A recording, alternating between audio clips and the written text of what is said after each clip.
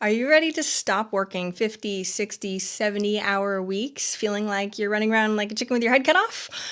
Did you know that you could empower your team without taking any of your time in order to do it? You'll know who to fire, who actually needs the training, so that way they can be empowered and take things off your plate so you don't have to work those long, long weeks or get interrupted every second because they need you. Don't worry, we have a solution and it's free. Go to eventualmillionaire.com/team toolbox. It is our team toolbox. That's about 15 minutes worth of videos. That's it. And it will let you know who to fire, who needs training, exactly how to get your team to stop bugging you for every little thing that needs to come up. And that way you can rest easier and really be the captain of the ship for your business. So again, it's eventualmillionaire.com/team toolbox. Have an amazing day. Potent advice and inspiration from real self-made millionaires. Welcome to the Eventual Millionaire with your host, Jaime Masters. Welcome to Eventual Millionaire. I am Jaime Masters, and today on the show we have Dudley Slater. Now, he was introduced to me by my very good friend Russ Vaughan, and he ran Integra Telecom, which had over 2,000 employees. Very impressive. He just came out with a new book called Fusion Leadership, and you can check it out at fusionleadership.org. Thanks so much for coming on the show today. Delighted to be here and looking forward to our conversation. Me too, because there's a lot of talk about leadership, and I love the way that you talk about it. So tell me a little bit more about what Fusion Leadership is. Yeah, well, as the title Fusion Leadership suggests, the idea is really thinking about those leadership behaviors that fuse people together around a shared purpose, or some companies call it a mission. And I went out and I took my own learnings as an entrepreneur who co-founded and ran my company for 15 years. And I also took my learnings from my entrepreneurial journey on the road, and I went out and met with 8 other nationally recognized CEOs or leaders who have built amazing organizations. And their organizations were amazing because they succeeded in fusing together teams of people. So I really focused on, how do you do that? What are the behaviors that achieve that outcome? And how are those different than those behaviors that drive people away from an organization? And so that's what Fusion Leadership's about. Okay, we're of course going to dive really deep into this because we hear a lot about culture and leadership, and there's a bazillion different schools of thought. And for a lot of small business owners, they don't know what they should be actually doing, right? How do we actually do this? So can you set the foundation of what those basic things are that you think every small business needs? Absolutely. Clearly, and every entrepreneur goes through this, but you've got to start with a compelling market idea, a product, a service, some sort of an unmet need that you convince yourself there's a significant market that is demanding or will demand, that service or that product. So it starts with that. From there, usually you think through the vision of how will you deliver your product or service. And really, those are kind of what I call the business 101 fundamentals. Understanding your market, understanding your product, understanding your customer is critical. Why will they buy and why will they enjoy your service? And really, all that leads up to kind of one of the frightening moments I had, because I had thought all that through in starting Integra Telecom. And we started growing, where all of a sudden we were no longer a startup with a dozen employees, but we had 50 employees, 100 employees, 500 employees. And when you get up into the hundreds and even thousands of employees, most people get to this frightening place where they all of a sudden look around the room and they realize, I can no longer do this on my own. Somehow I have to get these other individuals to buy into my vision. And that's the last piece I would really point to. Once you have the vision, once you have the market strategy, all of that business 101, it really comes down to leadership. And how do you inspire others to buy in, to really want to take the mountaintop and be a partner with you in realizing that vision. So those are the basic elements I would really underscore. Where do you think that comes in? Because you said you had a frightening moment. So in my head, I'm like, how do the people that are listening prevent a frightening moment? So how many employees do you really feel like we should go into Fusion Leadership and paying more attention to your vision and your mission and that sort of thing? What size? I would tell you, I think it starts right away, because if you don't focus on this question of how do you inspire others to buy into your vision, then you're alone by yourself in the desert. And so I think it starts at all levels, but clearly, once you're over 20 people, you are at a point where you have those people there for a reason. You need their help, and you can't be doing their job for them. You can't be micromanaging. You need to figure out how to, let others spread their wings and soar to their abilities in a way that's in alignment with you and your vision. So I think it's at all levels, but I think it becomes a really critical task once you cross over that, roughly 20-person threshold. Well, and I love you saying that. That's when the pain gets so great. People are like, I can't do it myself, right? Or I have too many things to worry about. And the pain becomes worth it for them to go back. So if they were, let's say, because I hear quite a bit from my clients that might have 10 to 15 to 20, where my employees aren't as invested as I want them to be. They start saying some things like they don't have the buy-in. Now, they think it's the employee a lot of the time. So you tell me, what are the steps we can do to make sure that we have employee buy-in and that they're invested in our company when we hire them, when we're only at 15 and we're working on getting up to those bigger numbers? Can I share a very quick story with you? Please.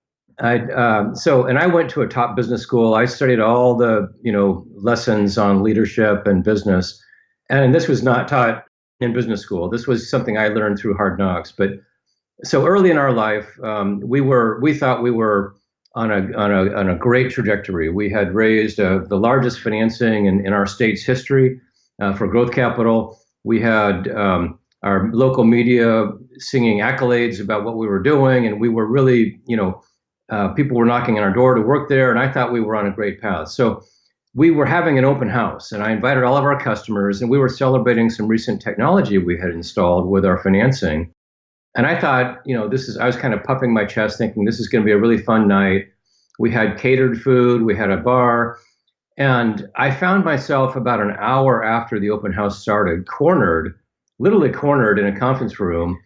And one of our most important customers, a public company, the CIO, who was, and our business was fiber networking and data communications. And the CIO had me cornered, and he was going through his punch list of all the ways we had screwed up their service. And I mean, Jaime, I was terrified. He's a technical guy. He's very smart. This was our biggest customer. And I thought, I'm witnessing my own downfall right here. And I'm thinking in my mind, how did we get to this point? We've got smart people, a good team. Where did we let him down?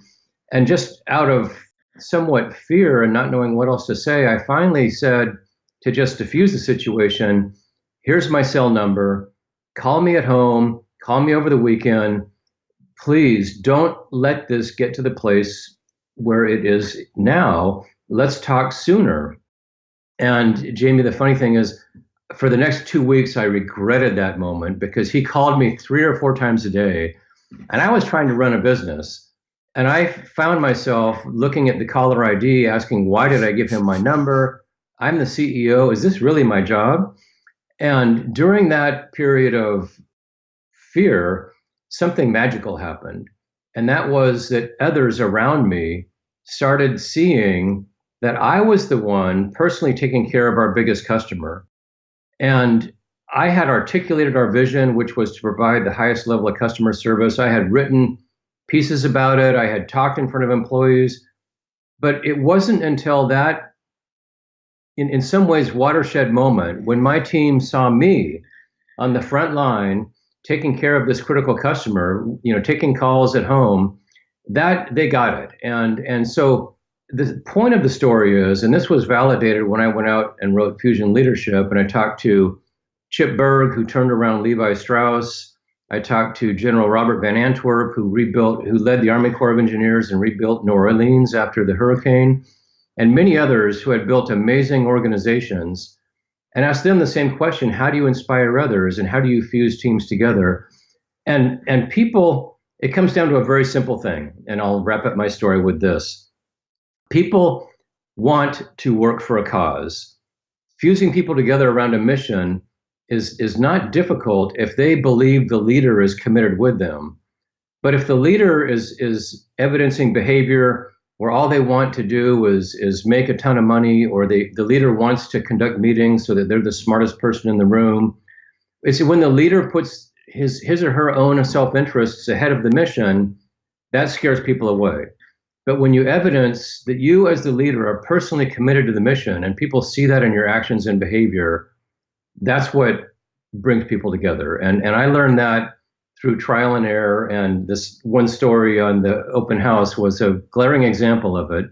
So I hope that's helpful, but really it comes down to your personal behaviors. Definitely. So how do you orchestrate that without having to be cornered in an office, right? How do you do that ahead of time? Because you don't want to be taking calls from the biggest person every single time. Like, you can't do that. So how does someone orchestrate it on purpose so they see you on the front lines without you feeling like you're pulling yourself down and doing everything yourself as the leader? It's a great question. And what I would encourage others to think about is when you set your calendar in the morning or when you're looking at your work ahead for the week, ask yourself the question, are these things I'm planning to do, what message am I communicating? What takeaway will my organization receive when they see me undertake these things? And let me give you a couple more examples. Your calendar specifically. Many leaders are fixated on their board of directors, their other C-level executives, and they kind of surround themselves with other highly paid, important people. And those aren't the people who are going to really get the job done for you. The people that get the job done for you are the people in the front line of your organization. So rather than fill up your calendar with other high-paid, well-educated people, think about where you're spending your time and fill up your. Of course, you have to deal with your other executives and investors, but set aside a couple hours each day to walk the floor, to sit down with somebody who deals directly with customers and ask them, what are your biggest challenges? When people see the leader investing themselves in the mission of the organization, that's inspiring. And it can be a whole host of things. We make daily decisions every day. I'm giving the example of how you fill up your calendar. Another one is, how much do you pay other people? Are you compensating yourself at 20 times what others make? And look, I'm a capitalist. I'm an entrepreneur. I believe in getting wealthy. This is about building millionaires. I have no problem with that. But if you set a pay scale where the message that you're communicating is everybody's working hard to make me wealthier, that's not a shared vision. That's not a mission that's going to be inspiring. So how you set your calendar, how you set compensation. Other examples, how you conduct meetings. Every decision we make, you are communicating a message to your team. And so to answer your question, what can you do ahead of time, is simply look at your own behaviors and ask yourself in an honest way, do my behaviors evidence my commitment to the mission, or do my behaviors evidence some sort of a ulterior motive that is going to drive people away from the mission? That is a hard question to ask yourself also, because Right? it's like, oh, wait, no. Yeah. And that's the thing that I see. I go into organizations and I'll work with their employees, and their employees will tell me stuff that they would never feel like they can tell anyone else, which is also really interesting. They feel like they're not cared enough about to talk about, hey, I'm planning on leaving, or all these things that are really important. How do they open up the lines of communication? Because normally, especially if you're a low-level person, you're like, boss is here, tell them everything is good, right? How do you actually open that up? That's a great question. And I think there's a simple test. If people, when they communicate, and even if you have to confront somebody with something challenging, if your motive, whether you're the leader or whether you're a mid-level manager or whether you're an entry-level worker, if your motive is the betterment of the organization, you're safe. People, leaders at all levels will admire and respect people who are trying to make the organization stronger. But if you're motivated because you want to one-up the person next to you, or you're upset about your pay and you want to somehow take home a bigger paycheck, if that's what's motivating you, think about what that message is really going to communicate. And it doesn't mean people should be underpaid. All of that is fair to talk about, but you need to behave in a way that it's clear you have the goals of the organization in your heart. And if that's clear, everything's fair. And there are no sacred cows, and people shouldn't be afraid, because you stand on the right side of the question, where is this person coming from? And if you're coming from a place to make the organization stronger, I think you can raise any topic and you'll be safe in a healthy organization. I mean, some organizations are very sick, and right. Yes. We're crossing our fingers and hoping that everybody knows, the difference. Well, and that's the thing. And sometimes when you're in it, you don't realize where you're at, especially as you're growing and you're an entrepreneur running around like a chicken with their head cut off. You're like, I feel like I'm doing everything, and they don't know exactly how healthy their organization might be. This actually brings up the question of transparency, though, especially with payroll and what you are paying people. What do you feel like? Because I get this question a lot. Like, do we tell employees finance stuff? Do we not? Do we keep it a secret? Do we not? I remember back in the day when I had a job, everyone was like, you do not ever talk about how much anybody makes because it's completely wrong. What are your thoughts on that? My thoughts are the opposite. I think people are smart. People will figure it out. If you're an entrepreneur, you're probably going to have a CFO at some point who's going to be a key part of your team. They see all the information, and there's nothing to hide. We all want to succeed. We all want to be financially comfortable, and my view is you need to be upfront about that, and you shouldn't be ashamed about it. So I have the opposite view, and I was recently asked in another piece the question, well, what's the right amount? How much should you pay yourself, and how much should you pay others? And I'll give you my simple answer. Figure out, as the leader, what amount of pay would begin to communicate to your team that your net worth is more important than the company. And right where that tipping point falls, pay yourself $1 less, and that's the right amount, and that's the right number. And I say that somewhat tongue in cheek, but the point is, again, that's a decision you're making, and people will watch it and observe it, and keep the company's interest at the forefront of your decision making, and you will inspire other people. And that's true with pay. It's true with all these other decisions you make.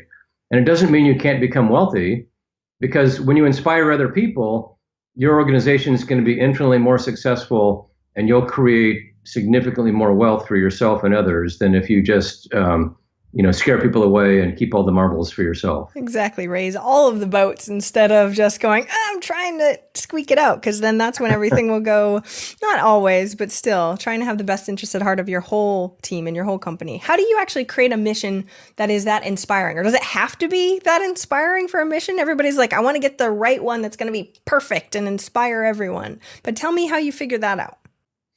So, something I really marvel at, I read every year, and this has been out for 20 years, but the Gallup organization does a survey of American workers, and the sad statistic they've reported for 20 years in a row is over 70% of us American workers hate our job.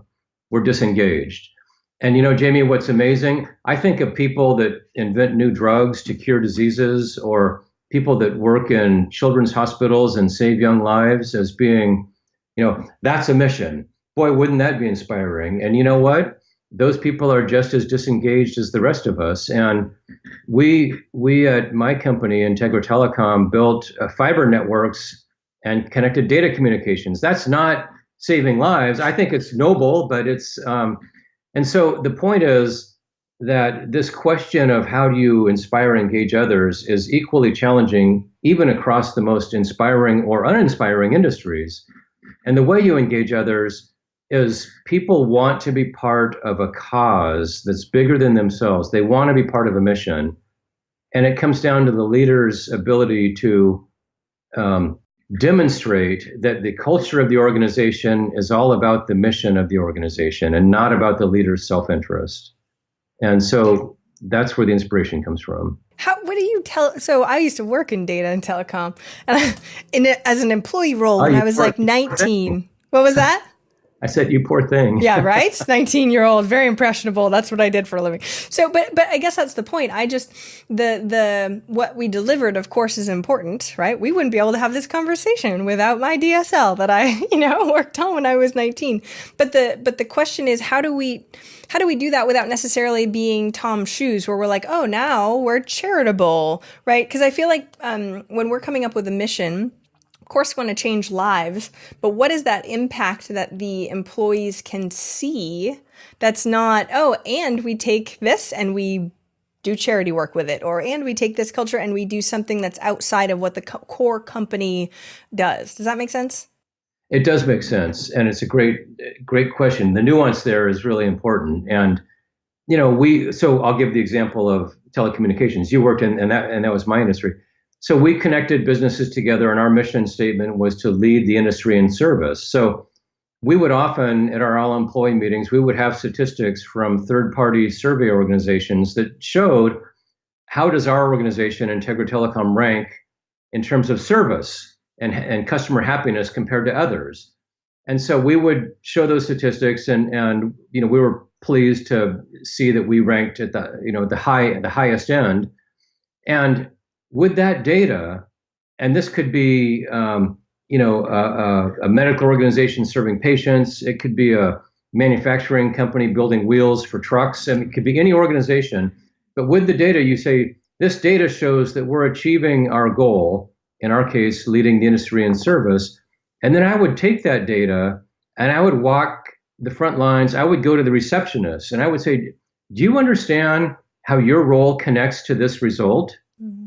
And so if you take the time with people to explain why their job is so important and why their job is part of, is one of the links in the chain that connects the overall organization to its goal, then people can do two things. They can say, I'm here for a reason other than to make my boss wealthy, and I'm here for a real purpose, and my job matters. If I don't show up, I'm going to be letting others around me down, and the organization will be less successful. And that inspires people. So it's all about being clear about what your mission is, measuring the results, and then connecting every employee in the organization to that. And Jaime, you might ask yourself, well, how do you do that if you have, a large organization? And we grew to 2,500 people. And of course, I didn't explain 2,500 different times how every job connects. But when my other leaders saw me walking the front lines and explaining how the receptionist's job is important to the organization, the other leaders begin to follow suit. And pretty soon, through the power of numbers, you've got many, many people in the organization communicating the same message. And that eventually gets to everybody. And everybody can make a choice. Am I inspired by this or am I not? And I found that when you focus on it, when you make it a priority and you build it into your culture, people buy in. Through your example, because you're actually doing it. Yeah. And so if the receptionist has a bad day, she realizes that it's not connecting to the whole, and she could be making those numbers go down. Yeah, it actually connects way, way more. Well, how did you pick service, though? Like, you could have picked anything else. What made you pick service over everything? So we started the business many years ago, and at one point, the world of communications was controlled by these huge monopoly providers, Verizon, AT&T, Comcast. And we were a young startup with, money, but we were never going to be the 800-pound gorilla. So we came to the conclusion that we wouldn't necessarily be able to outspin those organizations. We weren't going to be able to have, it wasn't our role to have the most cutting edge technology, although we had great technology. We looked at where we could be better. And our conclusion was those organizations aren't the best at making customers happy. And we thought we could do that. And that's what we built our team around. A glaringly obvious piece on the opposite side. Yes, everybody complains about that. I have a tech coming out tomorrow for my issues. Yay. So that does make, right? Yeah. And that's the thing. You find out where you can compete. Like you said, you couldn't compete on tech because they have more money. You couldn't compete on certain other aspects. So it does make perfect sense that you would compete on something that you can steal the market piece from. And you get to be happier and nicer when you get to share with customers. So it's a win-win for everybody, especially on your team. I love that. Give me one other thing, especially about fusion leadership, that people really need to resonate with, especially right at that crux of 20 employees or so. Well, I'll give you, two quick other things. First of all, I just want to emphasize that I went out and tested these ideas with these 8 other national leaders. And so I got 8 other wonderful stories from all these different leaders. And, the other example I would share is I met with Jeff Paneo, who ran Horizon Airlines, one of the most successful regional airlines in the United States. And he had a great example of kind of prioritizing your time with the frontline workers. He used to fly Horizon Airlines around the country. And whenever he took a flight on his own airline, and he's the president and CEO, he would always sit in after the plane landed, he would sit in his seat until all the other passengers got off. And then he would take 15 minutes to pick up newspapers, pick up coffee cups, move pillows and blankets from the seat back into the overhead bin. And he would stay on the plane and work with the cleanup crew to get that plane ready for the next boarding of passengers. And I asked him, I said, Jeff, you're the CEO, you're the president, you don't have to do that. Why did you do that? And he said, I did it because it mattered. And I did it because it demonstrated my commitment to the airline.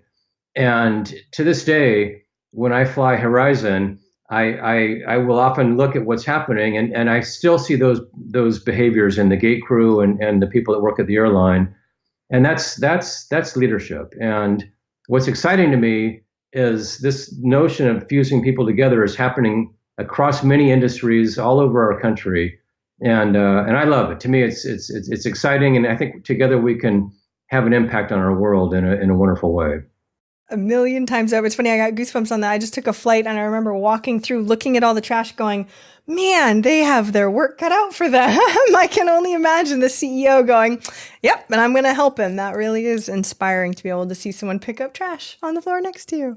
I love it. So we're going to start wrapping up with the last question. So after everything, what's one action listeners can take this week to help move them forward towards their goal of 1,000,000?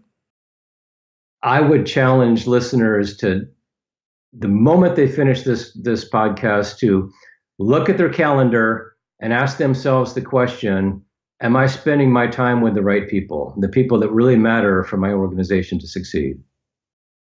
Love it. So he challenged everybody. So if you're driving, don't do that. But if you're not driving, make sure you take a look at your calendar and actually pay attention. Do something with that information. Otherwise, we don't want to waste your time here. You need to make changes in action. Thank you so much for coming on the show today, Dudley. Where can we find more? Where can we get the book? Find out more about you online? Thank you, Jaime. It's been a delight. The book's available through all the online outlets, Amazon, Barnes & Noble. It's through bricks and mortar stores. And for those that want more information immediately, please go to the website, fusionleadership.org. Thank you so much. I hope you have a fantastic, amazing day. I really appreciate it. Thank you. You too. It's been fun. Thank you so much for listening. I hope you enjoyed that interview. And if you want to check out more amazing resources, I'm only curating the best of the best. Go check out eventualmillionaire.com. You can take the Eventual Millionaire quiz, figure out where you are in business and what you need right now. Plus, you can look at curated resources specifically for you on the new Start Here page. I'm so excited. Please join us. Please let me know if you need anything at all. I'm here for you. And have a fantastic day. Bye.